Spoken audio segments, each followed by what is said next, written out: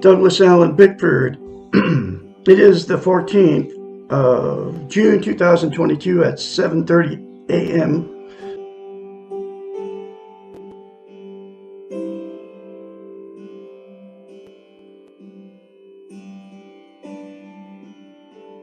Live out of my 105-year-old house here in my hometown of Klamath Falls, Oregon. Gateway to Crater Lake National Park, which is one of the 7 wonders of the world.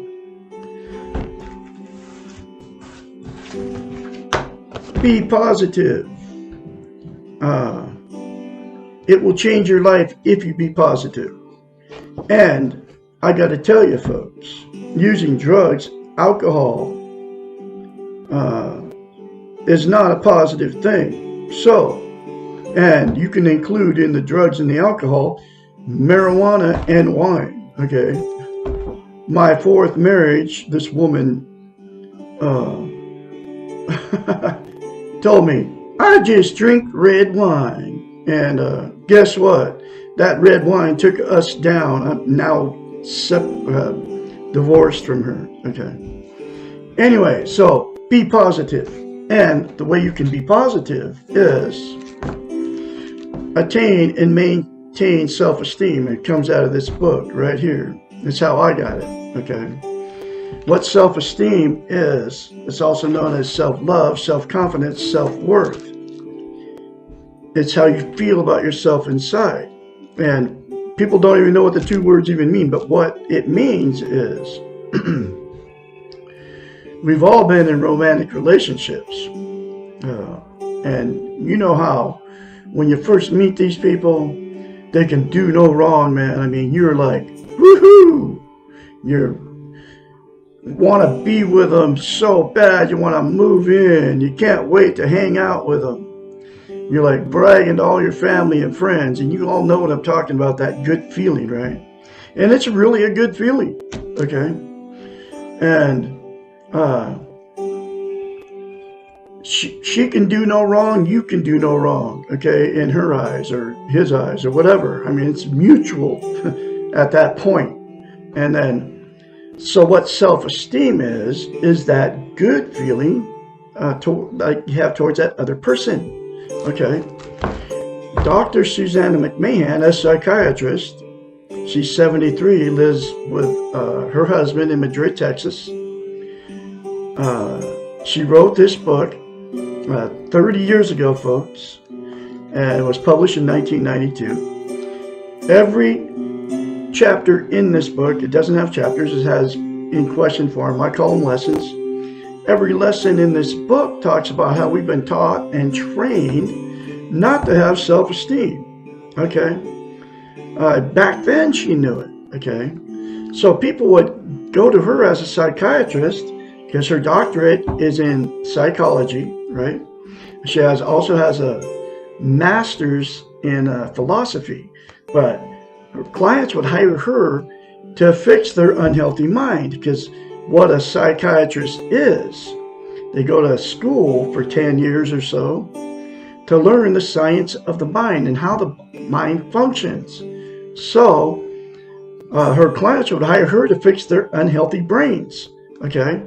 Because if you don't have a healthy mind, man, you can't do anything, okay? I mean, you're messed up, okay? Anyway, they would hire her and pay her big bucks as a psychiatrist to fix her unhealthy mind. And she knew as a psychiatrist that you could not attain a healthy mind until you have self-esteem, self-love, self-worth, self-confidence, right? So she had to come up with a way to get her clients to give themselves self-esteem, because nobody can give you self-esteem. You have to give it to yourself. So here's that very simple concept that she came up with for her clients so she could fix their unhealthy minds. It's called mirror therapy. She's the originator of mirror therapy, I kid you not. Excuse me. Say 4 things to yourself in the mirror daily instead of criticizing yourself, and they are. I love you. I love my inner child. I'm worthy to be loved. I'm worthy to love. I am full of goodness. Those 4 things to yourself in the mirror daily for the rest of your life, literally, will give you, it will automatically give you self-esteem, right? I mean, instantaneously. But to maintain that, you have to say it daily. And here's why that is. Because self-esteem is like lifting weights. If you start lifting weights, then you stop, you have to start over. So you practice lifting weights, right? Daily, or whatever you do when you lift weights. But if you stop, you have to start all over again. Self-esteem, to maintain it, is the exact same thing for the brain, okay? You have to practice it daily. So just plan on saying those 4 things to yourself in the mirror every day for the rest of your life, period. But it'll only take you 10 seconds, less than 10 seconds. I love Douglas Allen Bickford. I love my inner child. I'm worthy to be loved. I'm worthy to love. I am full of goodness. Boom, done, folks. I mean, less than 10 seconds, and you're all in front of the mirror every day anyway. Instead of criticizing yourself, either thinking it or saying it out loud. Because when we get older, we will criticize ourselves in front of the mirror. I used to do the same thing. Not no more. And the other thing, mirror therapy is powerful because, and as a psychiatrist, she knew it. That's why she came up with the concept, mirror therapy. You cannot lie to yourself in the mirror. So, when you get in front of the mirror in the morning, when it's very easy for you to say bad things or think bad things about yourself, because that's how you feel about yourself. So you can't say good things to yourself in the mirror because you cannot lie to yourself in the mirror, okay? Because you don't feel good about yourself, all right?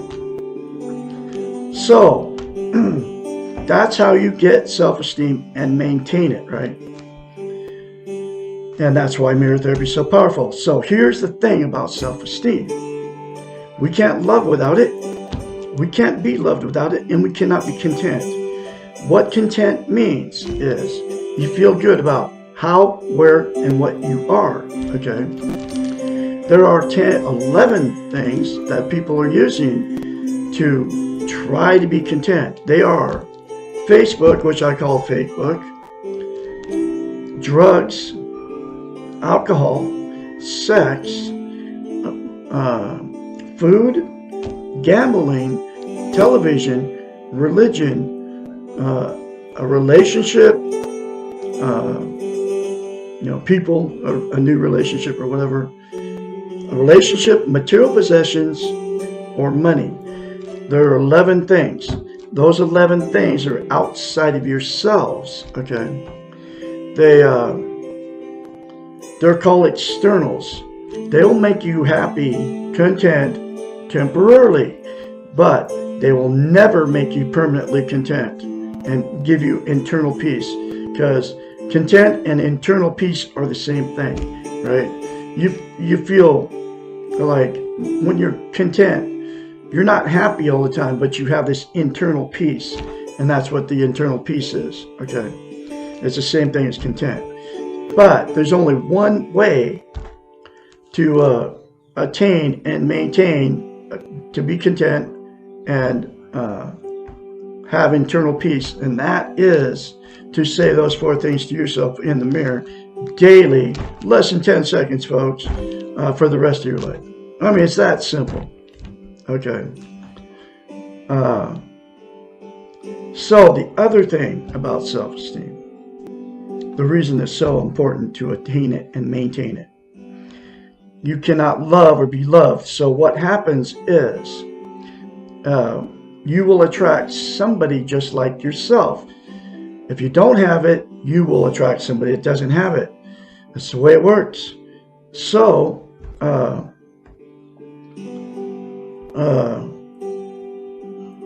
lost my train of thought. So what happens when you get together with these people, whether you marry them, you don't marry them, after that good feeling goes away, you all know that good feeling, after it goes away, then the relationship becomes toxic, okay? That's when the fighting, arguing, the cheating on each other, the drug use, the alcohol use, the calling each other names, getting in the car, going down the road, trying to get away from the maniac that you married or just with, going and telling all your family and friends how terrible they are to you. I mean, both sides are doing this, right? Going to a bar, going to the bars and flirting with other people, or just going anywhere and flirting with other people right in front of each other, okay?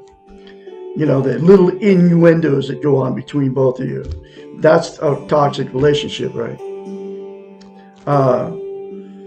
Then because of that toxic relationship became toxic, and you think you're out of love because you lost that good feeling, right?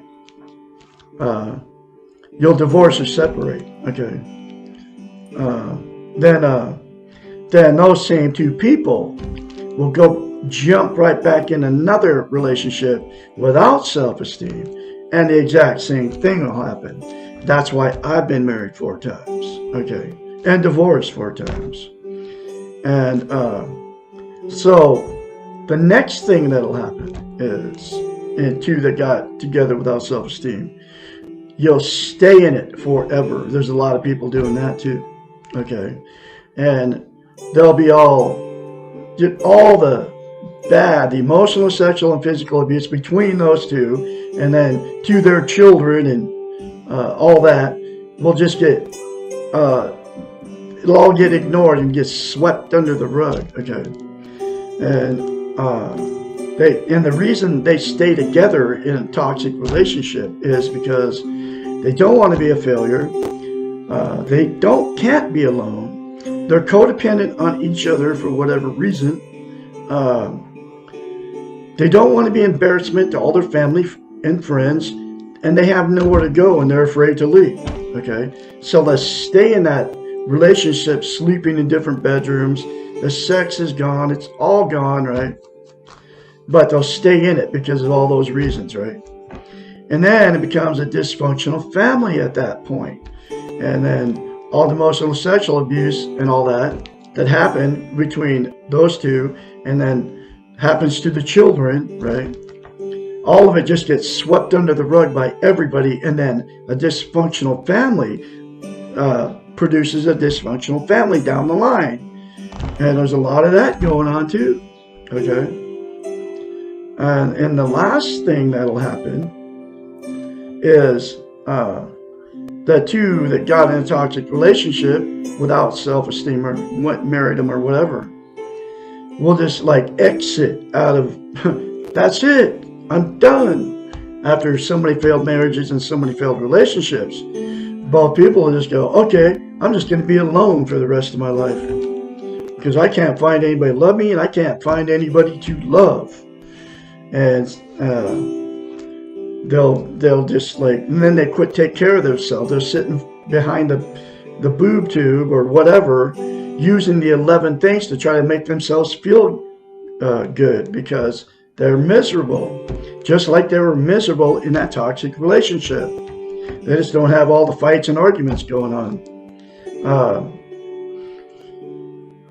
So, with my style of therapy, or my style of teaching, I am really a self-taught therapist. I'm a self-taught psychiatrist, and it came from Dr. Susanna McMahon. I don't have the degree, but I have all her knowledge out of that book, okay? And she put all her knowledge as a psychiatrist and wisdom in that book. So, I'm self-taught, okay? That's what landed me here teaching this on YouTube and Facebook. But anyway, so there's a solution to the problem. All those relationships can be fixed. If you're in a toxic one, it'll fix it. If you're divorced or separated or whatever, if all parties involved said 4 things to themselves in the mirror daily, it will fix all those scenarios. Even the person that's miserable alone will become content, because you can't be content without self-esteem. And then you could further enhance your healthy mind by getting this book, The Portable Therapist, and reading it, not just reading it, but applying the very simple concepts in this book that will give you a healthy mind. Now, I'm going through this book one lesson at a time, and I have been for well over a year. Here's that next lesson.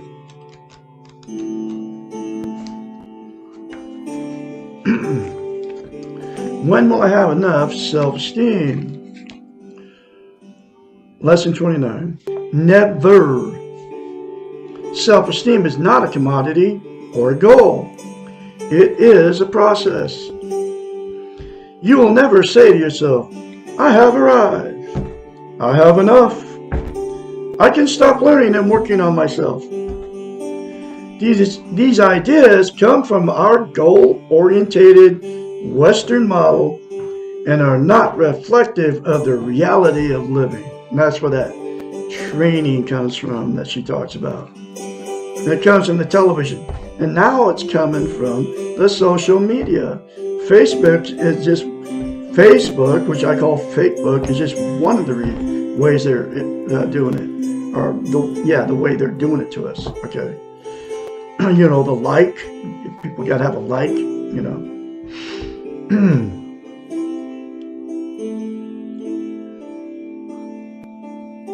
Let's see. Let's read that line again. These ideas come from our goal-oriented Western model and are not reflective of the reality of living. There's no time in your life when you can stop the clock and hold things as they are. Remember the hero's task: to know he cannot change the world, but to do the best he can anyway, or she can. Life is a challenge, and learning to love yourself is one way to deal with the challenge. You will really know that you have self-esteem when the world around you falls apart, when people you love leave you, when your illusion of security disappears.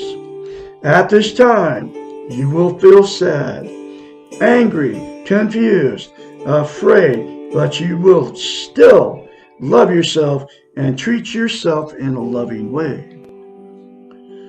As a matter of fact, this is a time to be more loving to yourself. You cannot store your self-esteem and pull it out when you need it. Practicing self-esteem, like I said, is similar to exercising your body, like I said. If you work out every day for a year, then quit for a month, you will have to begin again. Your body will not retain all the previous workouts and be in the same shape after you have quit. Practicing self-esteem means practicing it all the time. You cannot quit and hope for the same results. You cannot learn to love yourself and then stop and hope that you will feel loved when you need it. But it does get easier the more you practice. I kid you not, folks. Those things, 4 things to yourself in the mirror daily will get real easy. In fact, once you attain and maintain self-esteem, you'll never want to go back. You cannot learn to love yourself and then stop and hope you will feel loved when you need it. But it does get easier the more you practice. After a while, like any habit, it becomes almost second nature to treat yourself well and to ask yourself what you need and want, and then to give it to yourself. This stuff has happened to me. Okay. I treat myself well now because I love myself. But you can all have the same thing too. As in any exercise program, the beginning is always the most difficult because it is unfamiliar. That's why it sounds so strange to you when I tell you this, because nobody has taught you this before. If you practice self-esteem every day, after a time you will not be able to imagine going back to the way you were before. And that's exactly what has happened to me. And I'm going to say it again, folks. This can happen to you too. Seriously.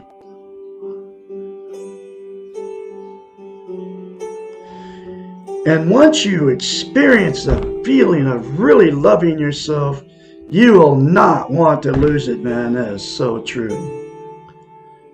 There will never be enough, and you will never think about it in quantitative terms. That's why I'm serious. I get up in the morning, I kid you not, man. I am like, when you have to go to the bathroom in the middle of the night, I'm like, I love Douglas Allen Bickford. I love my inner child. I'm worthy to be loved. I'm worthy to love. I'm a very talented musician. I am good. I'm full of God's goodness. I'm good. I'm good. I'm good. I mean, I say this stuff to myself as soon as my eyes open up. Okay.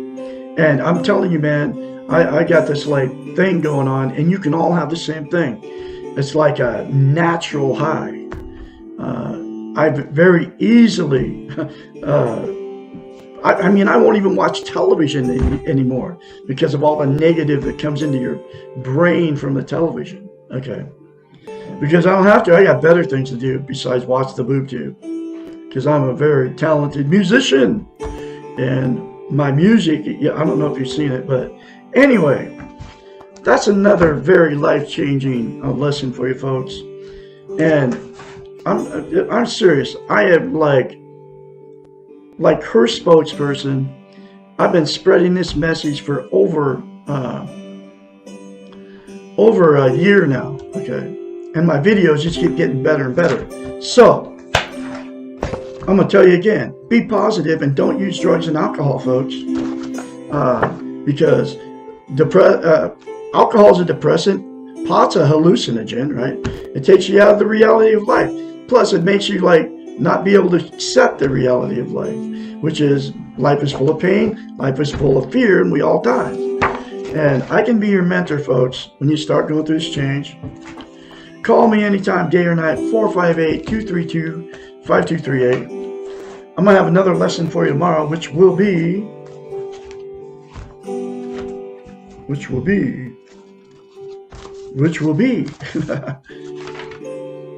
how will I know when I'm okay? Lesson 30. You'll have a great day out there, and I will be talking to you tomorrow.